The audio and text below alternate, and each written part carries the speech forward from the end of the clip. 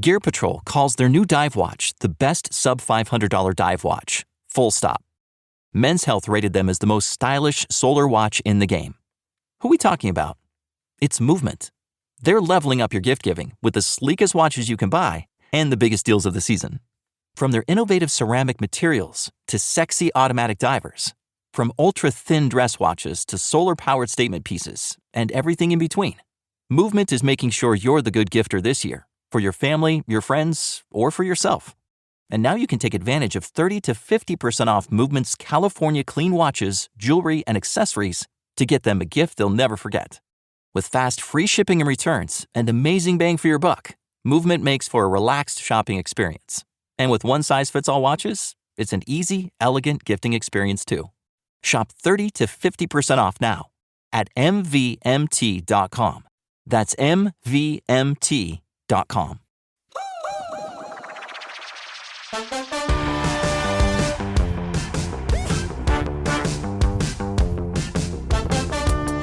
Hey guys, welcome back to the Potted Together podcast. I'm Nicole and I am joined by my wonderful co-hosts Adam and Becca for episode 3. Hi guys. Hello. Hello. How y'all doing? Hi. Hi. Hi. How y'all doing? That was great. I'm doing fantastic. Thank you. Good. So, we are 3 weeks into January now, and I have a question for you guys. What are you guys watching right now? Because I don't have any weddings to shoot until March or April rather, and I need some shows to watch. So like, what are you watching, Adam? Well, the show that it kind of just ended season 2, but there's a show on HBO called His Dark Materials, which was based off of a book series written by Philip Pullman. And the reason I know all that is because when I was in Oxford, I had just finished Harry Potter, the 7th and final book came out. And I read it because I bought it right when it came out. And then one of the students at Oxford was like, oh, well, if you like the Harry Potter series, you would like this His Dark Materials series. And it was written by an author from Oxford. So it's a trilogy, and I got it. It was not akin to Harry Potter, but it was still really good. And they actually filmed some of the movie scenes at some of the colleges that I was in and around. So that was cool. But the movie bombed. It had Nicole Kidman in it. Nobody probably remembers it. I do because I read the book, so I was really excited about it. Anyway, fast forward till last year, HBO picked it up as a series, and it has Lin-Manuel Miranda in it and a lot of other famous people, but I can't think of their names right now. And season 2 just ended, and it's so good. They're doing it justice because the first movie that they made of these books did not do it justice, but it's doing really well. And yeah, I can't think. There's other things I've been watching. I've been really wanting to get into the show Bridgerton on Netflix because I keep seeing it. Ooh, I just saw that. I saw the ad for it on my Netflix. It looks good. Yeah. So, but His Dark Materials, and I'm rewatching Veep because I love that show so much. And yeah, that's about it. That's about it on my watch list. I'm gonna have to check that out. What about you, Becca? Okay, so Daniel and I watch a lot of shows. It's like what we do together. So we, like at the end of December, we finished season 2 of Cobra Kai on Netflix. It's basically like a Karate Kid reboot with all of them as adults. And it's a little cheesy sometimes, but for the most part, it's like a great story. And you get to hear like so much more about Johnny, who was like the bully in the Karate Kid, the blonde one. You just see more of his life. It's very interesting. And so that's really good. Season 3 is coming out. I think it's out right now. Obviously, it's out right now in January. This is like 3 weeks into January. And then The Queen's Gambit. Am I late? Oh, yes. That's good. I'm on episode 3. I need to watch episode 3. I just finished episode 2. Have you watched it all, Adam? I think I have a few episodes left. Okay. I haven't started it yet, but it's on my list. Okay, yeah, it's really good. It's really good. I love it. So there's that. And then we just finished watching season 1 of this show. It's called Upload on Prime Video. And it's like a sci-fi futuristic world where people don't like fully die, but they don't fully die and like go to heaven anymore traditionally. I mean, you could, but you like upload your consciousness to a database and you exist in this like hyper real like heaven, quote unquote. It was really interesting. It's an interesting concept. Yeah, the storyline where like the guy and his girlfriend, like there was one part where like I don't think this is spoiling anything, but like he was worried that he was going to have a life-threatening like situation, so he just went and uploaded himself, but really he wasn't going to die, and so then he basically like imprisoned himself when he didn't need to. It was wild, but yeah, that was good. Ooh, I want to see that one. Yeah, it's a great show. I mean, the season finale was pretty anticlimactic and lame, but yeah, I'm excited for season 2. So that's what I've been watching. Very cool. Okay, so I just started The Crown season 4. Do you guys watch The Crown? Oh yeah, like you do. I think I watched season 4 like in it took me 2 days, like as soon as it was released. Oh really? Okay. Yeah, I'm a stan for the royal family. Okay, I'm so excited. Like I just started episode 1 today, so I'm excited to get through it, and I feel like it's going to be one of those shows. Like I was secretly obsessed with Princess Diana. Like I've watched every documentary on her. Like I know way too much about her life than I probably should, living in the United States. But I like love her and everything about her. So I feel like it's going to be one of those shows where if I have a full day, I'm just going to finish it like in a day. Yeah. Oh yeah.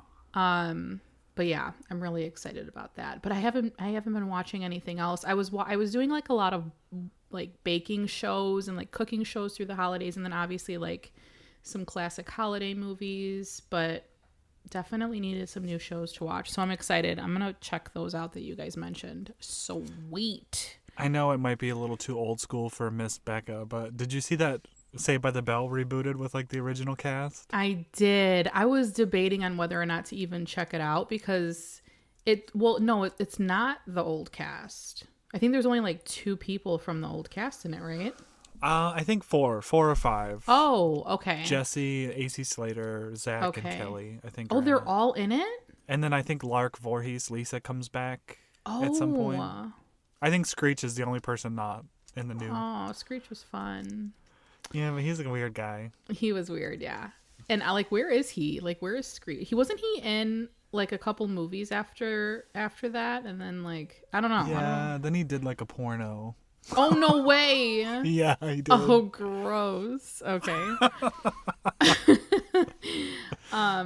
Yeah, I haven't. Have you checked it out? Is it worth checking out? I haven't checked it out yet, but okay. I've been wanting to. I don't know. Yeah. I always get weirded out because I'm like, oh, is it going to ruin it for me? Like they did that with Beverly Hills 90210, and I actually genuinely love what they did when they came back with it. So I'm like, oh, maybe I'll like it. Also, Fresh Prince of Bel-Air had a reunion. I think that's on Hulu? HBO. I haven't seen that yet. Have you seen that? Yeah, I did. It was good. Okay. I didn't...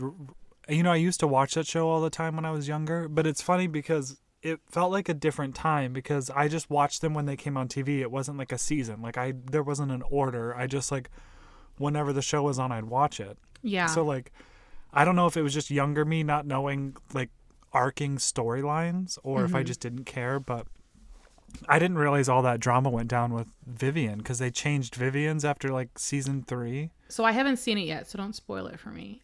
Yeah, well, okay. I'm not going to spoil anything. But I didn't realize, like, I didn't even realize they had changed them just because, like, it was just a show I watched whenever it came on, but it wasn't something that I was, like, full on paying attention to, I guess, and I was also pretty young. Yeah, we both were young. But yeah, that was good. I mean, it's not really like it's basically the cast getting together and talking. It's not like it's not a reboot as far as like there's not like episodes where they're in character. Right. So they're just kind of like reminiscing. Yeah. Okay. Ooh, I want to see it. Will Smith is one of my favorites. So, and I like know every episode. Probably verbatim. It's sad because I watched them so much. Yeah. Okay, cool. All right. So today's episode, we want to talk about some advice that we would give our beginner plant parent selves. So I think this is going to be interesting because I know all three of us we've learned so much along the way. And I think it'll be fun to kind of hear like what you would do different or, you know, what you would tell yourselves. Mm-hmm. So who wants to go first? Well, should we set the scene? Like maybe tell the story of the first time we went to like a plant shop like after we decided like I'm going to buy plants. Should we tell that story? Yeah, yes. Actually, yeah.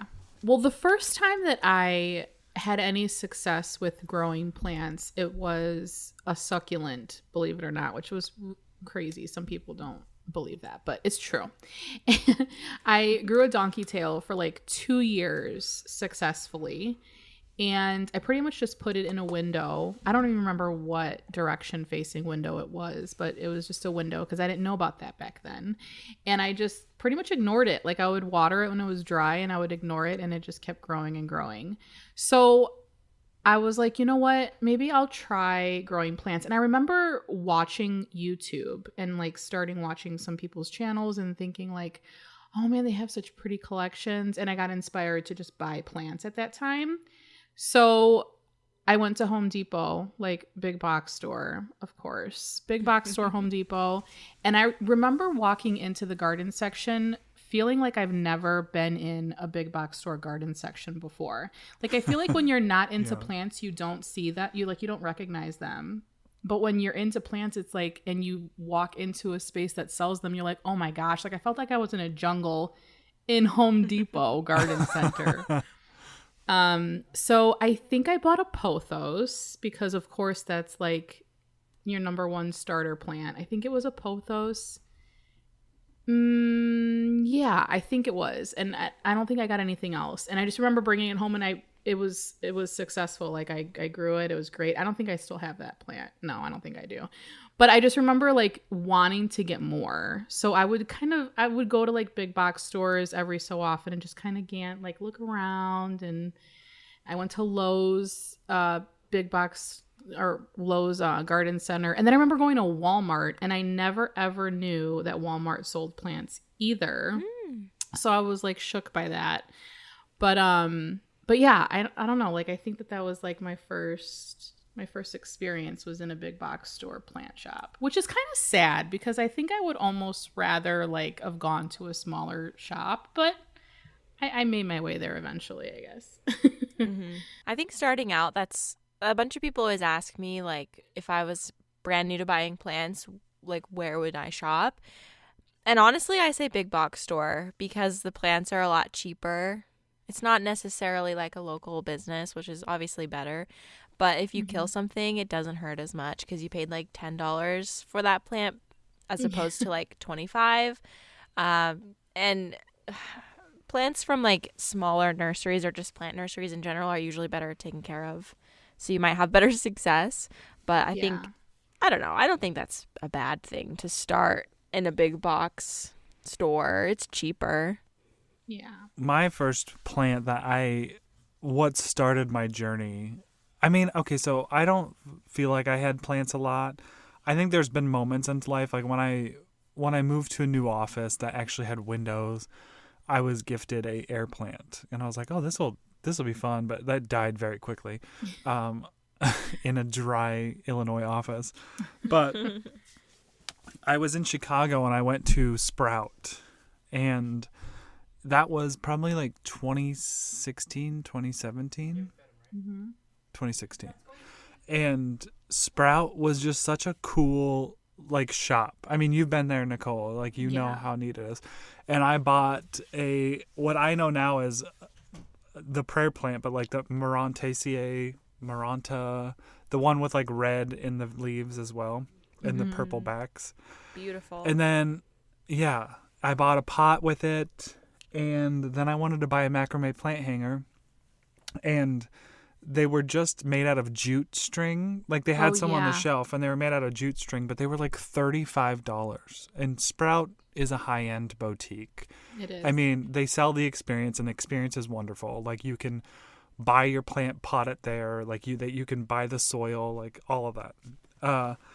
So I didn't buy the hanger, but I left that day from that plant shop thinking I can make that. And that's where I kind of started getting into plants. I started making macrame, which is not dude. That's where that comes from. And then I made some macrame hangers after learning how to do it. And then I needed more plants to fill them. But the prayer plant cracks me up because, they move up and down. And I didn't know that as a new plant parent. And so every time I looked at it, it was like in a different position, and I thought it was dying because at night it kind of folds up and is perky, and during the day it like folds down. But every time I saw it during the day, I was like, oh my gosh, it needs more water. So I would like be, I mean, it died. That plant didn't survive because I overwatered it. Oh my gosh. But yeah, that was like the experience that sticks out in my head of like, I'm going to go buy a plant. And it was at Sprout. And it was such a cool store. I love that place. It is a cool store. Okay, for me, it started in a big box store as well, Nicole. Yay. We talked about in season 1 how a lot of my plants started from clippings. And hey, some clippings I did not ask for, which I know now is something that you don't do, but they were from people like family friends I was house sitting for. Anyway, so that was a lot of my plant start. But then in the moment where I was like, oh my gosh, like I can keep plants alive, I had kept a basil plant alive for like a few months, and I was like, okay, I think I got this down. And so I went to Lowe's. The Lowe's by my house had like a pretty good selection, and I bought a little croton. Oh, yes. Oh, the croton. Yeah. The crotons. It's the one that has like the yellow dust on it. I think it's like the gold dust croton. And honestly, I hated that plant after a while. It didn't die. I just threw it away. I just like didn't like the way it looked eventually. And then I just yeeted it. Yeah. I did that a lot in my early plant journey. I just throw things away. I'm like, no.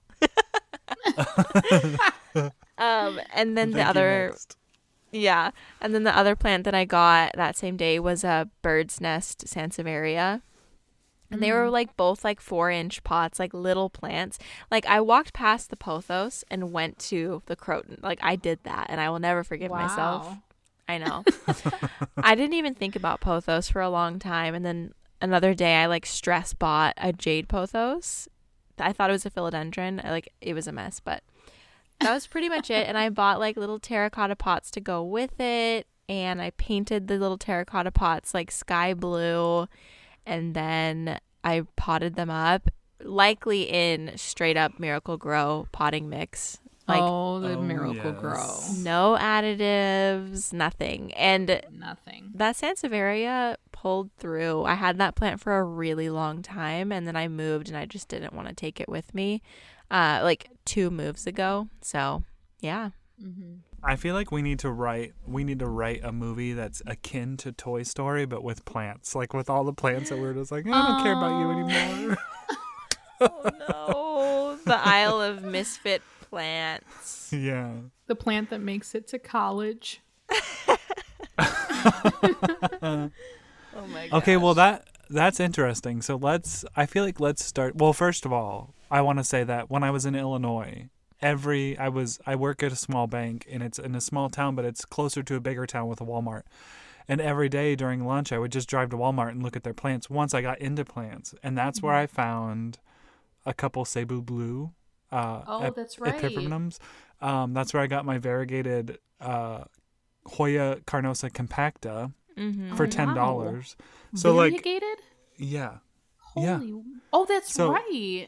Yeah, so I would say don't sleep on those. I mean, obviously, I think people know that now, not to sleep on the big box stores, but Yeah. sometimes you find a gem. Yeah, And in certain regions, they're like good. Good. I mean, good. here in Arizona, we just had some scuttlebutt going around because they dropped a bunch of albo syngoniums and all of like the lows here. What? And I don't know. I might have been a Costa Farms drop. I don't know. So I wasn't like, I already have one, so I wasn't running out to get it. But they were all over the Facebook plant groups. People were like, oh, they're at this lows, they're at this lows. And everyone was buying them. And then people were posting memes about how stupid it is that people are excited about this plant, which annoys me. When That's people so dumb. like don't rain on a parade if someone's excited about it. Yeah, come on. Especially it being at a big box store. Like, how much was it? I'm so curious. I think that they were multiple stems. You know how those grow like very fast. But Oh, there yeah. were multiple stems and I think it was probably just like the $29-$30 probably. That's so Holy wild. moly. Considering that people will pay like $100 or more for like one stem, that's Yeah. wild. Yeah. And they grow so quickly, but Yeah, they do. that's just my experience. But what I wanted to talk about, sorry, I dropped my headphone, was let's talk about our soil journeys, because like when you brought up the Miracle Grow, that's what I did. First off, Listen, yeah. Miracle Grow chock full of fungus gnat larvae, I'm sure. Just Okay, can just a I interrupt you for a cesspool second? of larvae. Yeah. Did you see Cody Happy Little Bush's story the other day? They were repotting their plant and it had thrips in the soil. They bought a bag of soil and it had thrips in it. Right, yeah. I did see. How horrifying is that? So that instantly brought me back to the Miracle Grow days, because that's just, there's fungus gnats just growing in there constantly. Oh, yeah. For sure. Let's talk about our soil journeys. That's a great. Oh my gosh, I'm so happy that you said that. Okay, so when you guys first bought plants, did you just straight up buy like Miracle Grow, or did you go like Fox Farm? Like, what was your go-to? Yeah, I did Miracle Grow. Yeah, so my first go around was Miracle Grow at the store. It's just because it was the cheapest and like the easily Yeah. accessible, you know? Yeah. I mean, I had enough wits about me and research that I had done that to not get the moisture control Miracle Grow. Right. I made sure to avoid that, but I got the houseplant mix or whatever. Mm-hmm. I would get the cactus mix. Like, I felt like that was my safe go-to because it had more chunks in it. So I would use that for everything. I didn't understand that the chunkiness need when I started either. Like, I didn't know that oxygen needed to be by the roots. So I was like, whatever. This is indoor houseplants. I'm buying it. Yeah. I need to go back and look at my first YouTube video because I mixed soil in that video. I did too. I was just my going to second say. YouTube. Yeah. So I didn't even like pay attention to which Miracle Grow soil I was buying. I think I just bought the potting mix that you would use in like raised flower beds because it was the cheapest. And I'd buy like a huge bag, and I would mix in what is that, activated charcoal chips, like charcoal. But I think that's the only thing I added in. Maybe I added like a little bit of perlite, but like day one buying plants, that croton and the sansevieria, straight up potting mix. But I think maybe it's like 6 months after that, I added in the activated charcoal just because I had it, because I tried to make a terrarium and failed really bad. So I was like, might as well use this. I'm sure it's good for soil. I still fail at terrariums. Like, if I'm being real with myself, I can't do it. Yeah. They're difficult. But I need to go back and watch some of my earlier videos too that people still watch. Oh dear, dear, dear. Oh, gosh. But I would do half soil. Like, once I started watching more YouTube videos and educating myself a little more, I would do half Miracle Grow, like cactus mix, and like half perlite. So like all of my plants after a few weeks had just perlite floating all at the top of the pot. Oh, you know? Yeah, I think after the house plant mix, I started buying, when I started like researching and watching videos, I started buying the organic potting soil, and then I would add in the bark, the activated charcoal, and the perlite. So then that's when I started like mixing my own. And then that's when I was like in the what do you want to call that? The thrust? No. The throws. the throws of like fungus gnats everywhere. Like I couldn't sit on the couch, couldn't watch TV, I couldn't walk around without something trying to fly up my nose or into my eyeballs. And then that's when I switched to Fox Farm because, I heard about everyone's like, oh yeah, don't buy Miracle Grow. I switched to Fox Farm, but I still did additives to that soil. And I microwaved it because I went through and like did beneficial nematodes to all of my plants, and it killed all the fungus gnats. And I was like, I'm never dealing with these MFers again. So I bought this nice soil, mixed it all up, and then like microwaved it. And killed all the yeah. And that video's still on my channel, and people still comment. Like I still get comments randomly like, how long did you microwave it for? And I don't usually reply to comments in like really old videos because I'm just like, okay. But every time someone comments that, I'm like, please don't do this anymore. I do not recommend microwaving your soil. Please don't do it. Yeah, I said that in one of my videos. My fungus gnat video is probably like the top 3 most popular videos on my channel. And I did mention baking your soil. And I don't know. I still like... Okay, microwaving and baking your soil, like, it's a means to an end, sure. Like, you'll get the results you want. It's just, like, we weren't thinking about, like, the microbial activity, which will not be present for a long time after you do that. So, like, it's not the worst thing you could do, but as a beginner... You're going to kill the fungus gnats, but the plant's not going to get... all it needs. Yeah. Soil. Like it kills every living thing. And also all good and all bad. Yeah. And I also in that video suggested mixing in hydrogen peroxide in your water, which I did that for so long and it got rid of fungus gnats so fast. And honestly, my plants were fine after that. But then I found out that also kills like good and bad. Does it? Yeah. I didn't even know that. You just taught me that. I haven't done that in a while, but I had a video that I did. I actually think that I saw Harley G do it. And then I was like, okay, I'm going to try this because the fungus gnats this was before my LECA journey. And the fungus gnats were like, Jay, my husband, was like, okay, do something about this. Yeah. Because I think we would deal with it because we know like it's just a fungus gnat. But like he's like, do something. So I was on a mission and I think I saw one of her videos. And it does work. It really does. Like hydrogen peroxide and water works. But I didn't know it kills everything. Yeah. It kills all of it. I think if I was having like a really bad infestation, I would absolutely do it again. No regrets. Because it got rid of them so fast. Because if you're not killing the larva, you're not going to get rid of them ever. Right. No, ever. Because you're that's never why going to... I really loved the nematodes. Like it worked so well. But it was a pain. It was not... it was kind of a pain. Yeah. I think in the spring, I'm going to release beneficials in my plant room and just keep it closed to my house and just let them fly around in there. I don't know if they actually fly around. They probably just hang out on the plants. But I just imagine like a bunch of like bugs flying around. Yeah. But I'm going to release at least green lace wings. Yeah. They're pretty. Oh, they're I think so they're beautiful. Yeah. I think they're really pretty. Yeah. Yeah. I want to release those and ladybugs because listen. Yeah, ladybugs too. Like those bugs don't bother me. No. At all. Okay.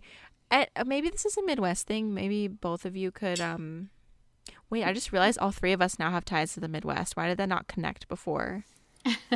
Okay. Anyway. Yeah. Maybe I've realized that before, but it just came to me again.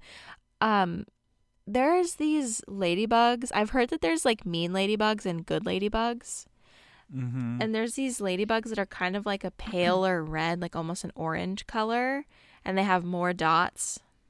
And they're bigger. Are those the bad ones? Yeah. So okay, you know more than me. I've heard that too, but I never really looked into it to like know. They're like all over and they get inside my house too. Yeah. Yeah. So what's the deal?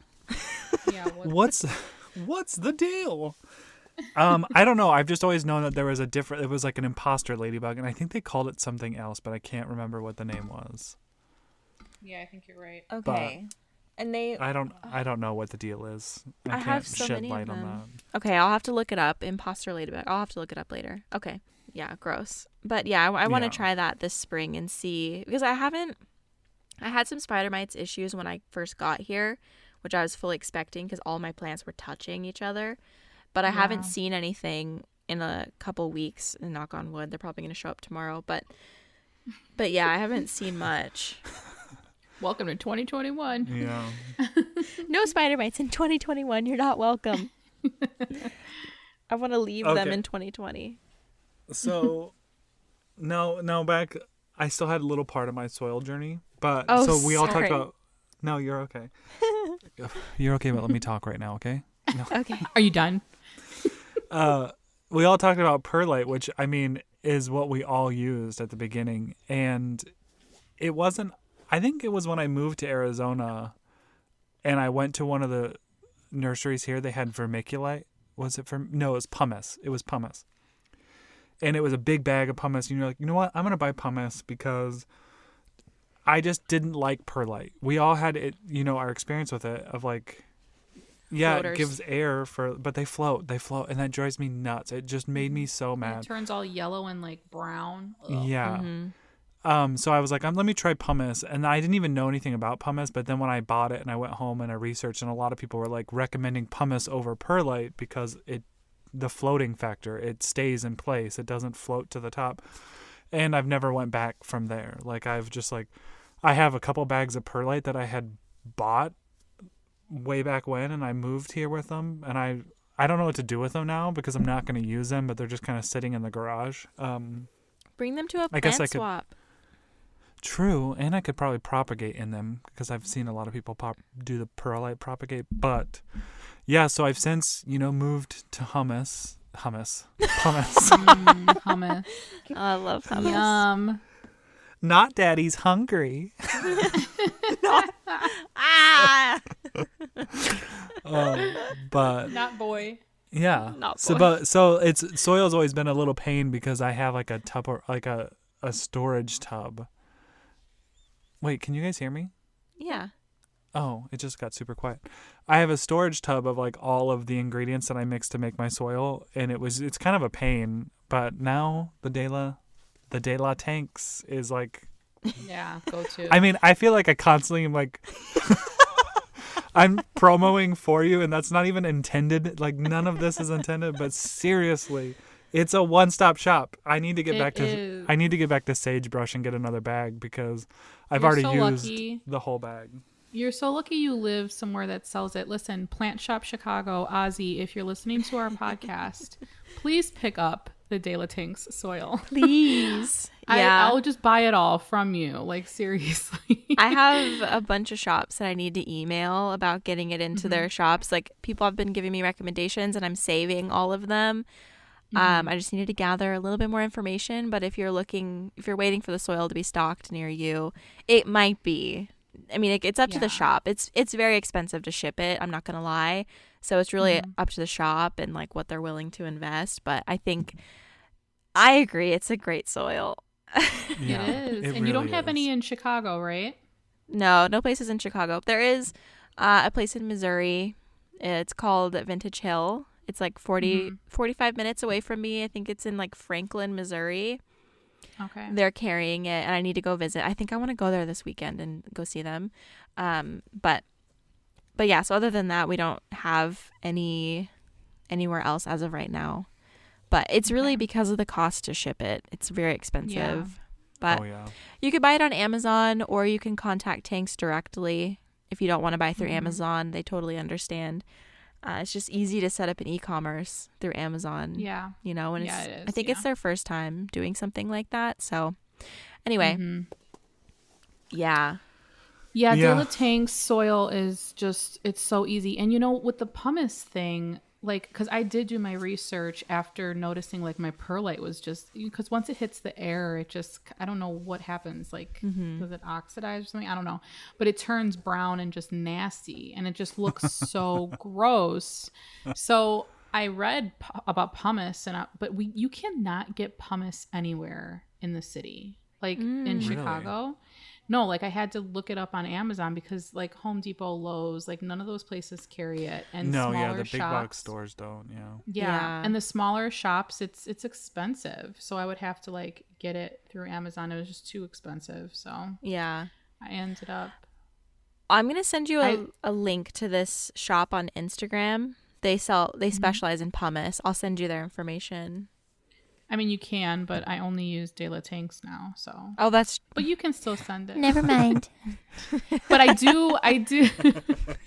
did find this this bonsai jack, which is like a lava stone, which I guess is kind of similar to what pumice is. And I what mean, it yeah, does, right? in pond substrate, like I don't want to say Lechuza pond because that's a brand, almost like saying Band-Aid, but pond substrate, they use lava rock, mixed like smaller lava rock. So that would serve the same purpose, I think. Yeah. So like recently I had to repot some cacti and I didn't have any De La Tanks. So I had like a little bit of soil. I had a big ass bag of perlite and I was just like, oh God. But then I like mixed it with the lava stone and it did its purpose, but those are going to get repotted soon. Adam, my lotion just made a fart sound and it wasn't me. I just want you to know it was the lotion. I don't know if you were going to hear it in the recording. She's lubing up again. I did not just fart, okay? Okay. It was a legit fart sound. I'm shocked you guys didn't hear it. That's hilarious. I didn't. Okay, yeah, pawn is just a thing, isn't it? Maybe I'd be willing to try pawn. No, I'm not into soil substitutes. Yeah. I'm not into it. It's not for me. That's okay. No, that's fine. Yeah. It's not for me. We talked about that last week, though. Yeah. How about the subject of watering as beginners? I like going through this subject by subject rather than me being like giving a list of tips. Like I think this is a better format for it. Yeah. So how about watering? That's like a good topic. Yeah. What was your early watering like? What did you do? Oh man. Back when we had manageable collections. Yeah. Well, it's funny because when I first started, like even before my YouTube channel, I got a water meter, you know, the one everyone has. That's like $7 on Amazon. Still use it. I still use it. Do you still use it? Yes. I use mine. Okay. Still.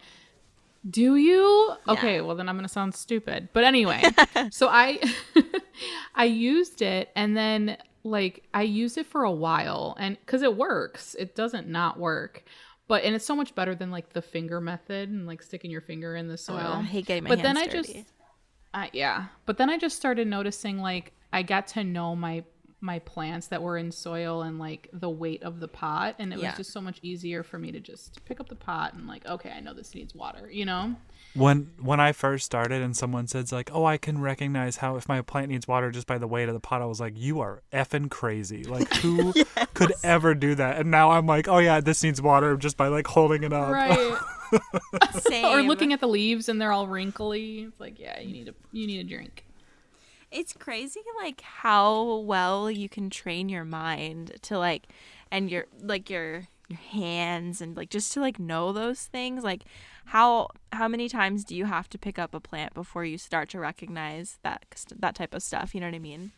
Yeah. Yeah. I think it was like a year and a half in before I noticed something like that, like by the weight of the pot. I don't have a date, but like it took a bit. Mm-hmm. I don't have a date. It was October 3rd. At noon. It was then that I knew. Yeah, I do still use my moisture meter. Like I use it specifically in seasonal changes because that's usually when I have the most, I guess, questions with watering. Because I do water based on how the plant is acting, but sometimes it just like is still confusing for me depending on the plant. So especially like in the beginnings of winter, I'm like, I feel like I should be watering that plant, but let me just check. You know what I mean? Like before I water it, I check with the moisture meter because I hate giving my plants root rot and I've done it a few times. Yeah, maybe I should bust out my moisture meter considering my cacti aren't doing that well right now. Yeah. Yeah, it might. I don't correlation. know. It might help. And then also like coming back from winter into spring when they start growing again and need more. I'm so bad at keeping up. So the moisture meter helps that too. Mm-hmm. So that I can just be Yeah. aware. I just keep it by my sink. I got the moisture meter because I had a fiddle leaf fig, as we all do when we start our plant journeys, those big, beautiful leaves. And that's when I realized that plants didn't want to sit in moist soil like all the time. Honestly, like I didn't know any of that, and I kind of I felt stupid about it, but not really because we all start somewhere. But when I learned that the fiddle leaf fig you needed to let dry all the way through, it was a big pot, and I was like, well, there's no way that I'm gonna jam my hand all the way down to the bottom of this pot. Yeah. So that's why I got the moisture meter, because I needed to make sure that it was dry all the way down before I started using it or started watering it. But before that, like I would just like maybe every other day, like give the plant some water. I mean, I killed so many plants. Like I drowned them all because I was just like, oh, this one needs water. I didn't water it yesterday, so I'm going to water it today. Oh, Yeah. man. Oh man. Do you guys ever use the pH thing on there? No. Mine doesn't have No. a pH on it. Oh, it doesn't? No, Yours not. does, right, Adam? Mine's like a pH and light meter and Yeah. moisture meter, but no, I just use the moisture. Okay, me too. I've never looked at the pH of my soil, and like after talking to Shota sorry, I was not very close to my mic. That might have sounded bad, but after I started talking to Shota and people asked about pH, he was like, it's really not a big deal unless you're doing like some hardcore outdoor gardening, but like with your houseplants, it's like not a big deal. And I was like, okay, good. Oh, really? One less thing to worry about for me. But yeah, for real. Unless you're doing LECA in passive hydro, then you need to make sure you monitor Yes. that pH, because too acidic will hurt your plants and too basic will not give them nutrients. Yeah. Okay, you know what I was just thinking? So I talked about how I had killed in my plant funeral video that went up like in December.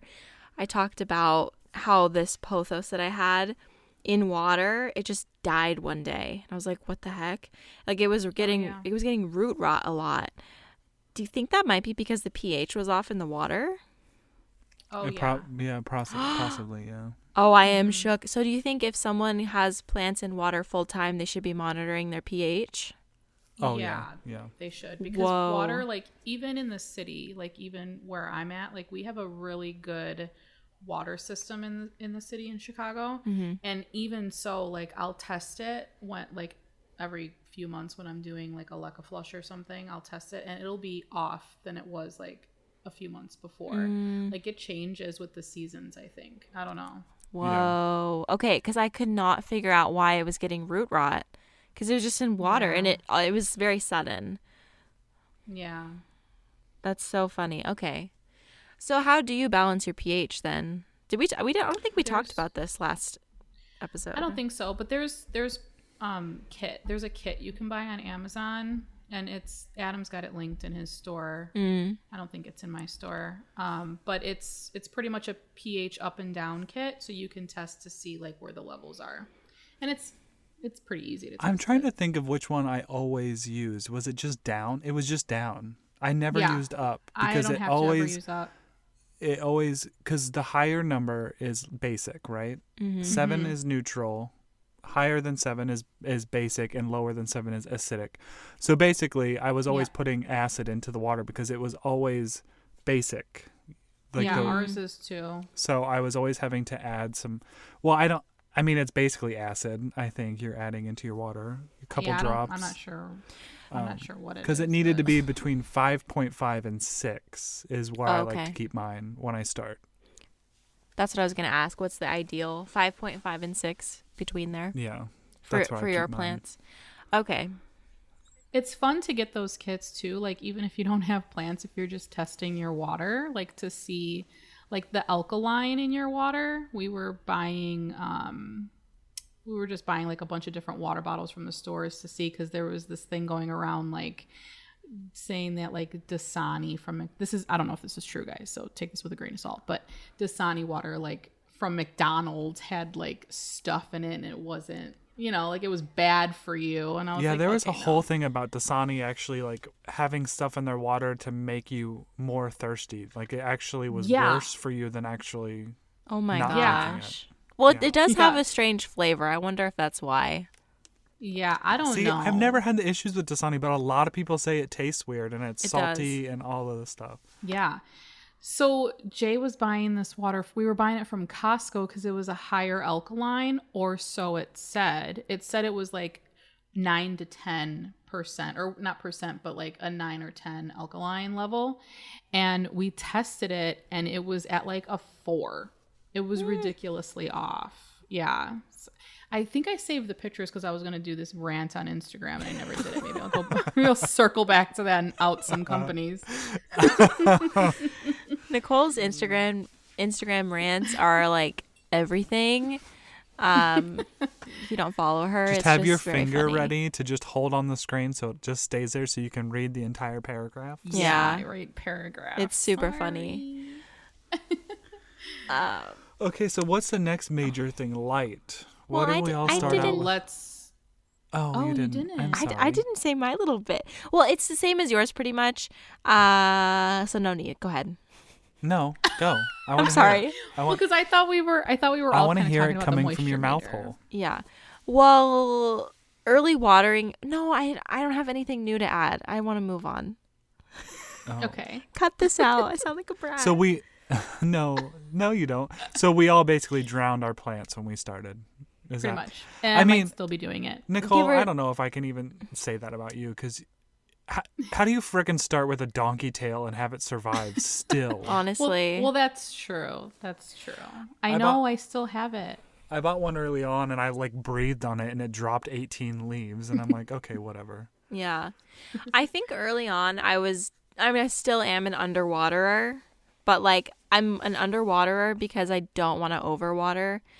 And like sometimes that's also pretty bad, like there's underwatering a plant and then you can underwater it to the point of like giving it root rot and stuff like that, which I have done a lot. So that is still an issue for me, honestly. But I think that's the hardest battle with cactus too.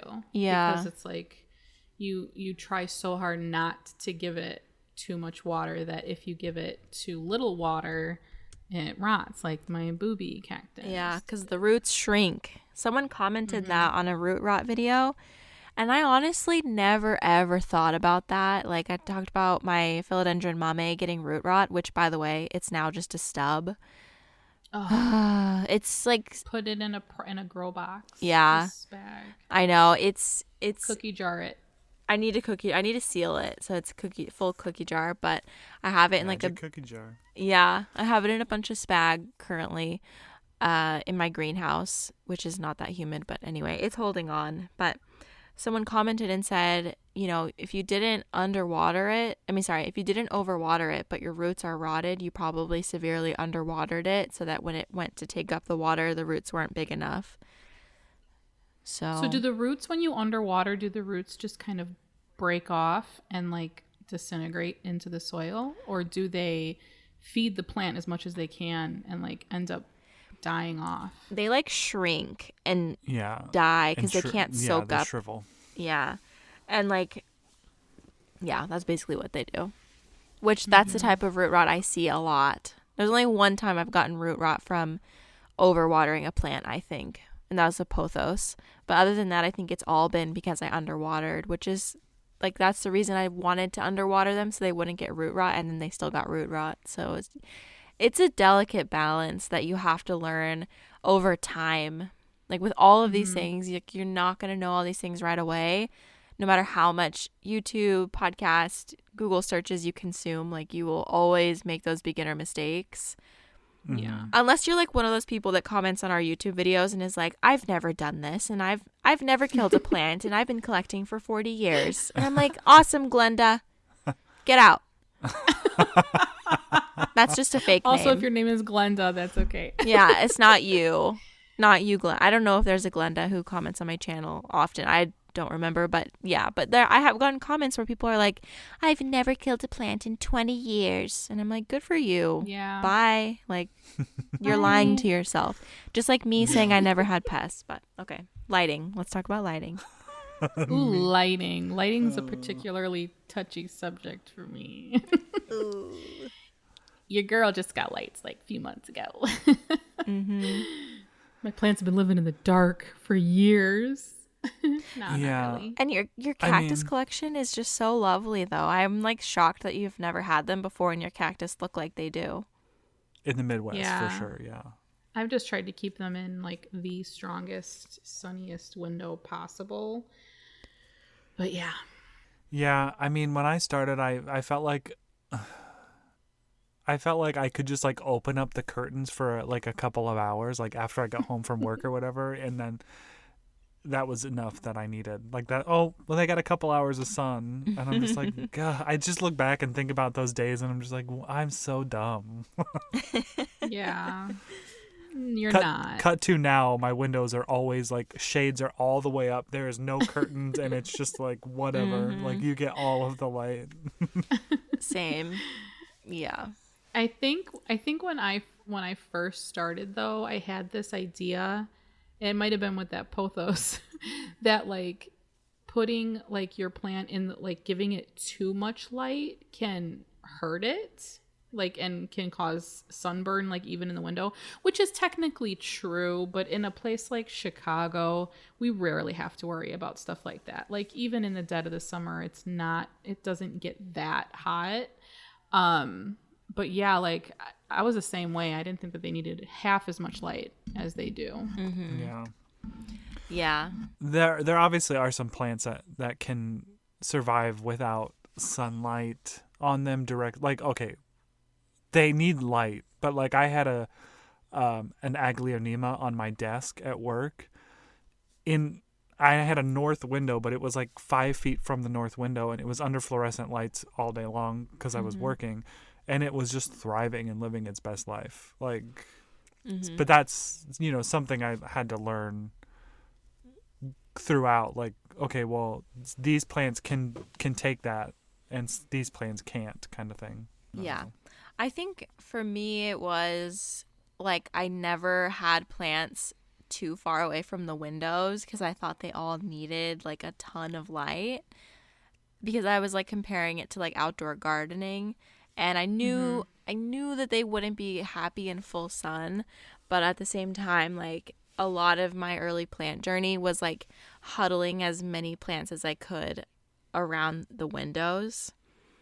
And I've come more to a place now where I'm like, okay, this plant is okay to be like 5 feet away from an east window that's really bright, So that was really a turning point. But for a long time, my windowsills were just like filled, like saucer to saucer with plants, which it really overwhelmed me quite a bit. Like I did not like that. I did not like feeling cluttered around the windows, because that's like your opening to the outside. You don't want that to be like, well, for me personally, I didn't want it to be like not able to look outside because there were so many plants inside against the window.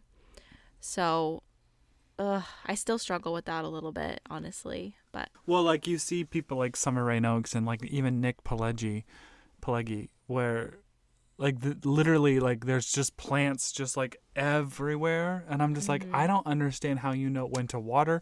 I don't understand how like, but they do. It's kind of like us. We've like learned our plants and their habits and what they need. yeah. But yeah, they're just like covering every inch of their place. Yeah. Both of them. Yeah. And Amanda Lee Wright on Instagram Wait. too? Amanda Oh. Ray. Amanda Ray Wright. Amanda Ray Wright. Yeah. Her house is She's- filled all over. Can we just talk about it? I say this all the time. I just want to move in with her. Yeah, she has plants all over the place. And for the most part, like her plants do get a lot of light. Like a lot of her plants are in her living room and like her kitchen. Yeah. But she has stuff like pulled away from the window, and like the aesthetic is just so pretty.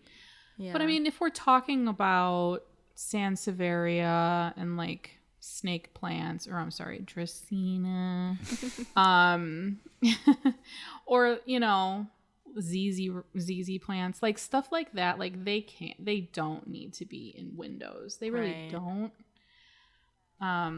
which is nice because those are pretty prolific plants. So like to put those like on a dresser away from a window or something, like we have plants in our basement that are doing totally fine without a lot of light, you know? Yeah.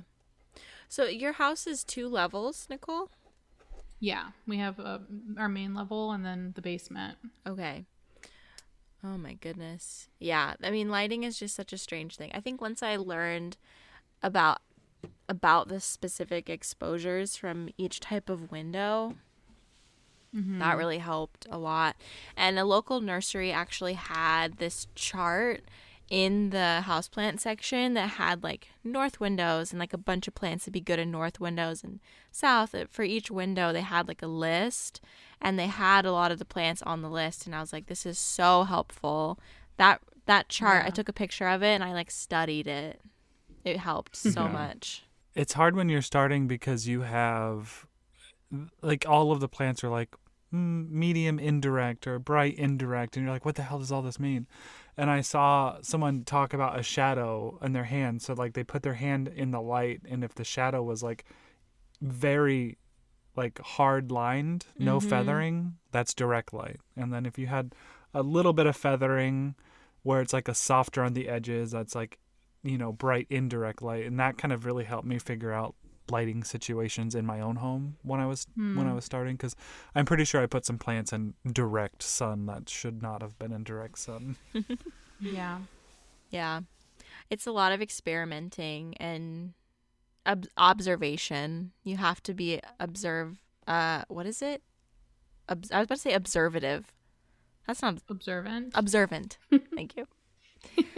Yeah, you have to be observant. Should we, what other topics? Like fertilizing. I didn't fertilize in the beginning at all. Not at all. Yeah, I did, but my fertilizing consisted of Miracle Grow and like it was like the one all be all for every single plant, same thing for every plant because no plant's different. So I just gave every plant the same thing at the wrong time of the year, I'm sure. But yeah, at least they got it. Yeah, I mean, to say like even if you're doing that, and even if someone listening to this is doing that, like at least you're giving some fertilizer to your plant. So like don't be too hard on yourself. But I was kind of the same way. Those blue granules from Miracle Grow that you just like put in your watering can and let dissolve. That's what I was using. I was using the pour stuff, like the liquid stuff. Yeah. Eventually when I got fertilizer, like, I don't know, six months in or whatever, I got like a big jug of like the liquid all-purpose Miracle Grow fertilizer. Yeah. I think there's a really good... Oh, sorry. No, go ahead. I was just going to say there's a really good episode that Summer Rain Oaks has on all the different types of fertilizers on her YouTube channel where she goes into depth about like what all the numbers mean, and like she makes it very easy to understand, and it simplifies it so it makes it less scary. So go check that out if you haven't seen that already. Yeah, fertilizer can be a bit intimidating at first, but I think like one of the bigger decisions to make in fertilizing is like synthetic or organic. And, you know, whichever you prefer. I think that I prefer organic personally because it's a little bit less prone to like burn your plants if you make a mistake on ratios, because that's something that a lot of people experience as a beginner is like fertilizer burn. And yeah, organic fertilizer is just a lot harder to burn your plant. How long do you guys know this? Maybe you do, Becca, from talking to Shota. But like, how long after you purchase like fresh soil does it take for those nutrients to just for the plant to soak up all those nutrients? Like, how long after repotting your plant in new soil would you need to fertilize it? I don't think that I asked him that question, but that's a good question. I would think like 1 to 3 months. Like after a few waters. Yeah, because you're not supposed to you're not supposed to fertilize a plant right when you buy it, right when you repot it. But I usually see people like, oh, you know, a month after you repot, you can start fertilizing. That's what I've read online. Okay. But I think I wait like 3-ish. Yeah.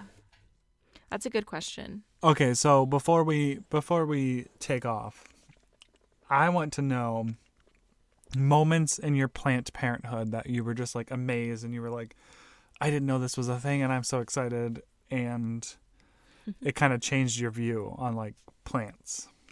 Because I have a few that I'm thinking of, like that where I was just like blown away. Okay, I'm going to go first. So I think for me, propagating plants, that's not something I came across online like right away until I already had a significant plant collection. And then when I saw that you could propagate plants, I was like, wait, I didn't even know what that meant, first off. And I was like I don't know, for some reason I always thought that plants, like all those plants had to have been grown from seed. Like that was my initial thinking behind it. And when I heard that you can just literally chop and prop a plant and like where nodes were and like what that was and all that, it blew my mind. Like blew my mind. Oh yeah.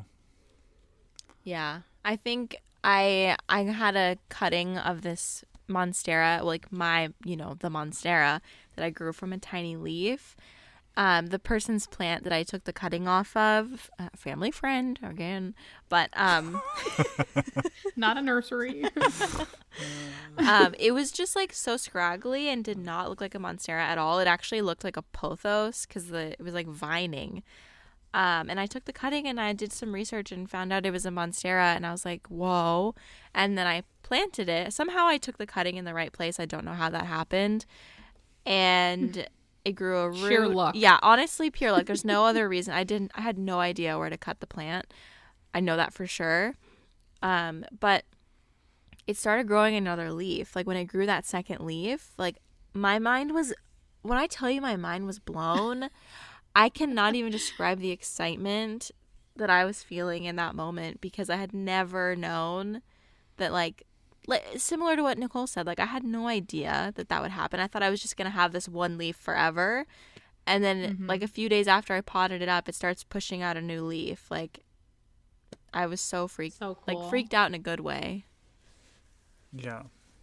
What about you, Adam? I mean, for me, it definitely was propagating too. Like when I learned that you could propagate a plant in water, my mind was blown. And then when I learned you could just put a succulent leaf in in soil and it would grow roots and then start a whole new plant, I was just like, that's like pretty it was cool. just, yeah. It is cool. To see like a tiny little succulent developing on the end of a succulent leaf is like, I don't know. And I'm not even that into succulents, but I thought that was the coolest thing in the world. But I think before I had learned to take care of plants, before I had learned to like curate and like nurture them, I bought plants that were pretty, but they just were on the decline. Like it literally was like the best day that they had in my life was when I brought them home, and then it would just like slowly declined after that because of the watering and the light and all of that. So when I had a plant put out a first new leaf, like Becca just said, I was blown away. And I think it was that Maranta, even though I was slowly drowning it, like those leaves come out and they're kind of like circular and curled. Yeah, before they like tubes. Yeah, like little tubes. Yeah. And as soon as I saw that happening, like that's when like the relationship started, and it hasn't stopped, because those that just filled me with joy. You know, and I'm not I'm not a parent to like human children.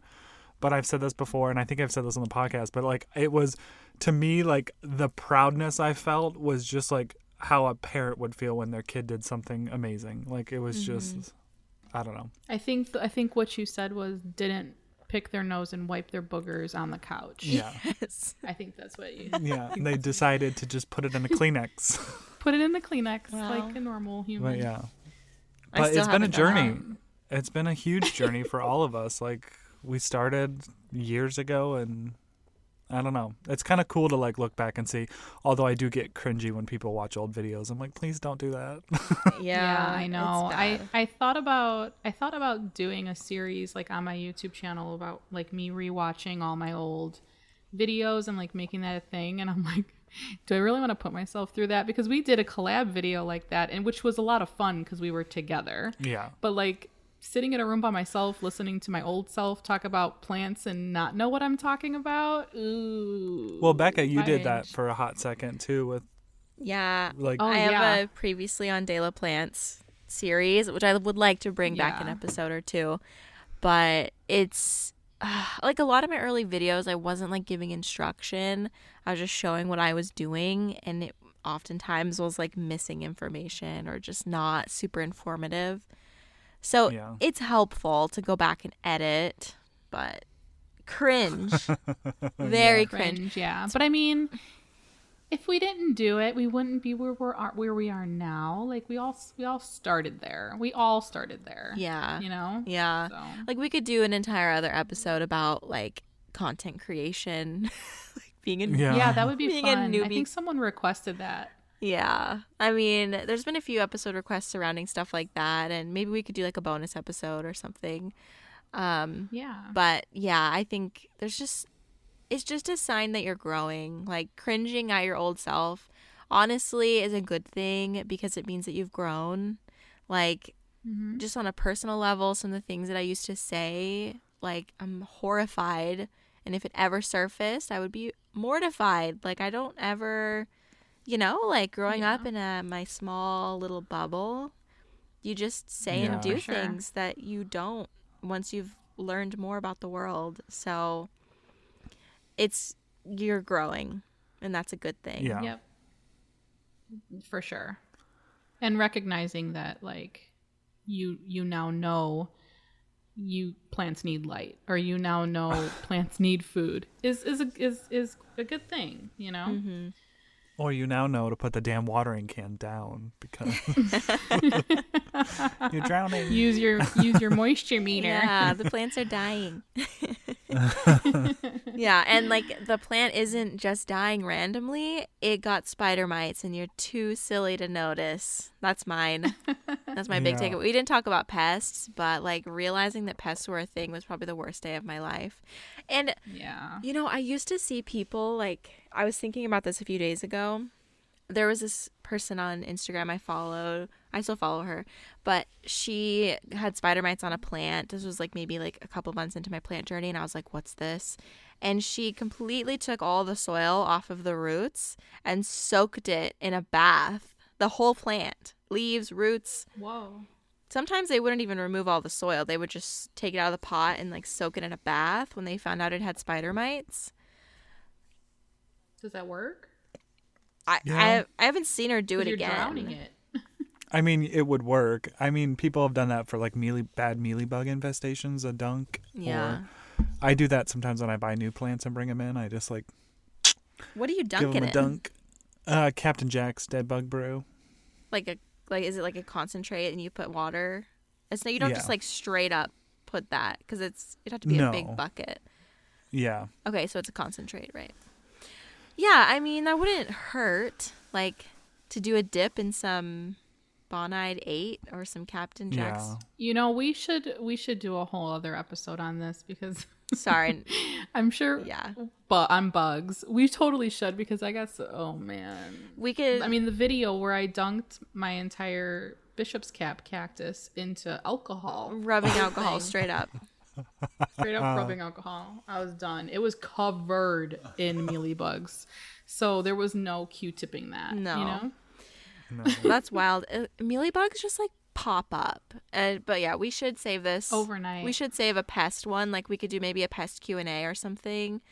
Yeah, that would be fun. Let us That would know. be fun. Let us know on Instagram if you want to see that. Comment on our post from today if you want to see Yeah. a pest video or a pest. Because we've all had podcast. a very like wide range of pests, so we have a lot to talk about. Yeah, and like I feel jaded now by certain plants that like whenever I see like the excitement, like my friend Jessica is getting into plants and she bought like some calathea, and as soon as she like sent me pictures, she's like, oh, this is a new plant I got. I was like, well, that's gonna die, so just like and I feel mean because like she was so excited about it and they're beautiful, but I'm just like, well, you're going to get spider mites and everything's going to get infected and you're just going to hate life. So have fun with your new plant. Yeah. Start planning the funeral now, Jessica. Yeah, pretty much. Yeah. The only calathea that I've kept alive is not even a calathea. It's a Gophertia or something like that, I found out. Yeah. So that explains why I've kept it alive. So Yeah. The orbifolia. Yep, we love my Oh, little Orbi. really? Wait. Well, then the orbifolia is not a calathea? Yeah, and No, neither they're is the Musaica. Yeah, they've been What? reclassified to the Gophertia. Oh, you know this reclassification shit. And apparently that happened like a long time ago. Yeah. Like someone Great, because I've been saying that Yeah. like my Calathea mosaica, she's in the trash. Me too. That's how I felt. I was like, yeah, it was reclassified anyway, my Calathea. But Anyway. yeah. Okay. Well, I think that covers it all. Yeah, I'm hoping Yeah. that, you know, if you are a beginner plant parent or not a beginner, whatever, I hope there's some nugget of information here for you. And yeah, just try again, because we all learn and we all grow and we all make mistakes, but that shouldn't stop you. Yeah, no, it's definitely plants are very much a hands-on experience. Like I feel like you can do all the YouTube searching and like reading, and yeah, you'll get information from that, but like until you own a plant and have plants in your care, like are you going to know truly how to care for them? It's like photography. You know, you could go to school for photography, but if you don't own a camera, you're not going to know how to use that thing, you know? Very true. Okay, so thank you so much, guys, for joining us in today's episode. Again, be sure you're following us on Instagram, where we post when these episodes go up. We also post a post where you can come converse with us. I can't talk today. We love interacting with you guys over on Instagram, so be sure to check that out. And don't forget to go check us out on YouTube, where we have some collabs going on over there. Yay. Yeah. All right, guys. We'll see you next week. Bye.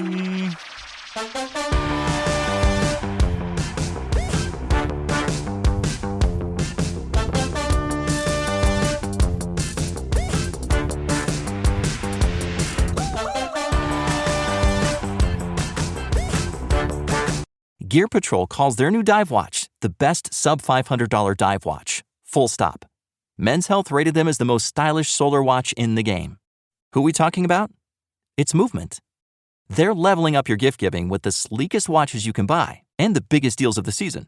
Shop 30 to 50% off Movement's innovative California clean watches, jewelry, and accessories with fast free shipping and returns now at mvmt.com. That's mvmt.com.